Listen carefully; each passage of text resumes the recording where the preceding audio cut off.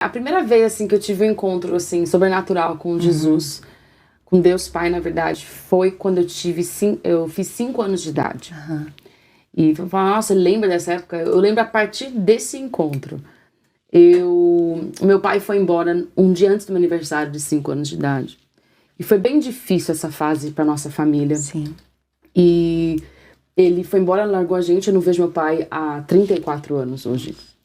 E pra nós foi, assim, muito turbulenta essa fase. E minha mãe, então, chamou a gente pra uma reunião na cozinha, né? Eu lembro desse dia. E ela falou assim, olha, a partir de hoje, né, Deus vai ser seu pai. Ela só falou essa frase. E eu tinha 5 anos, eu falei, cara, uma criança tem fé, né? Falei, então, beleza. Daí eu entrei no meu quarto, né? E eu ajoelhei na beira da cama. E eu falei, Deus, se você é meu pai mesmo, né? Deixa aqui me dar um abraço. Eu pedi isso, né? Sim. E daí eu senti mãos bem grandes me apertando. Nossa. Meu corpinho todo aqui, tamanho que eu era, né? E naquela hora eu comecei a chorar muito, porque eu senti algo que eu nunca tinha sentido antes, né? Nossa. E depois desse dia, minha mãe falou que eu fiquei uma outra criança, que eu tinha muita alegria, sabe? Porque parecia que eu tinha satisfeito esse lugar, sabe? Claro que esse foi meu primeiro encontro com Deus, né? E depois de algumas semanas eu tava ouvindo uma fitas cassetes, né? Já denunciando a idade aqui. Lendo umas fitas cassetes da minha avó, que era uma pregadora. E ela morreu no ano que eu nasci, então eu não tive a alegria de conhecê-la, assim, de lembrar. Ela me viu, eu que não lembro dela. E ela pregava muito, ela era muito evangelística, então ela ia na praça, ela pregava, né? E eu gostava de ouvir uma história que ela contava, que era a história de Jesus, quando ele morre na cruz e ele ressuscita depois de 3 dias, então, e ela contava de um jeito. E eu lembro que eu tava na sala e eu ficava ouvindo, né, com aquele walkie-talkie, né, que a gente andava, e eu ouvindo aquela fita, e Jesus, eu falei, eu quero esse Jesus na minha vida, né? Sim. Foi ele que me abraçou, né? E daí eu lembro que eu fui chorando pra cozinha, eu falei, mãe, eu quero Jesus na minha vida. E ali que eu realmente convidei Jesus para entrar na minha vida. Então, e muita gente fala assim, mas você depois se desviou ou esqueceu, isso aqui era só porque era criança. Não, aquilo foi muito real para mim. Depois daquele dia, eu sim, fiz muitas coisas assim, tive muitas dificuldades, errei porque a gente é humano.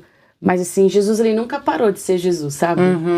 Foi muito real, muito forte. Ficou uma convicção, assim, no seu coração. Muito, muito grande. Que legal. Então, acho que esse é uma das partes da minha história.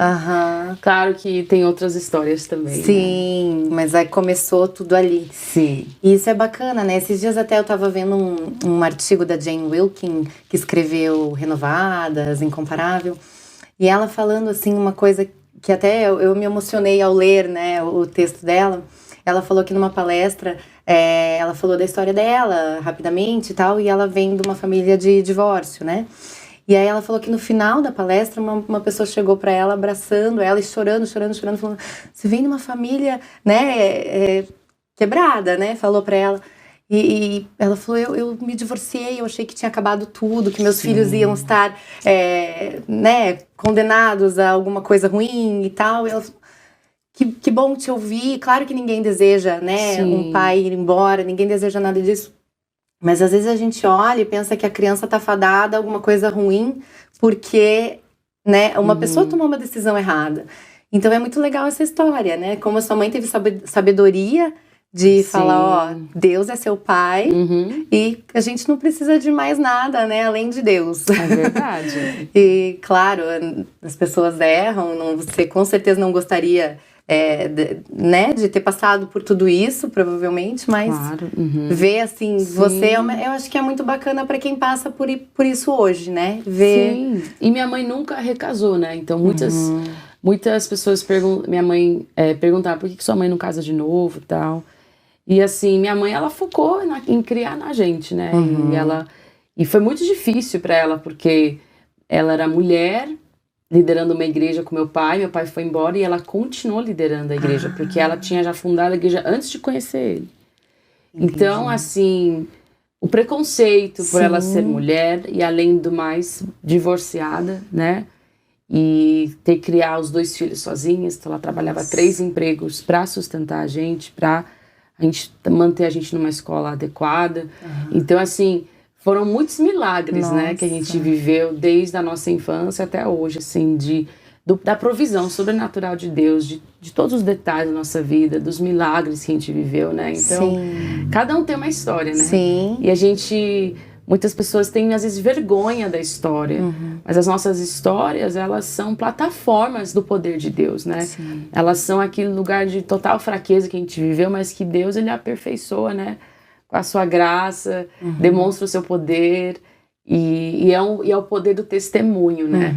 De você falar para alguém que, olha, Deus proveu na minha vida, Deus veio. Quando eu falo provisão, eu não falo só de dinheiro, mas de emoção, de amor, de alegria, de paz, né? Deus proveu tudo isso, Ele pode prover isso para você também, né? Então é muito legal. Nossa, que bacana. E que guerreira sua mãe, né? Que bonito tudo isso. Muito bonito. Que lindo ela enfrentar tudo isso numa época ainda diferente também, com mais, anos né? atrás. Mais dificuldades. Que bonito.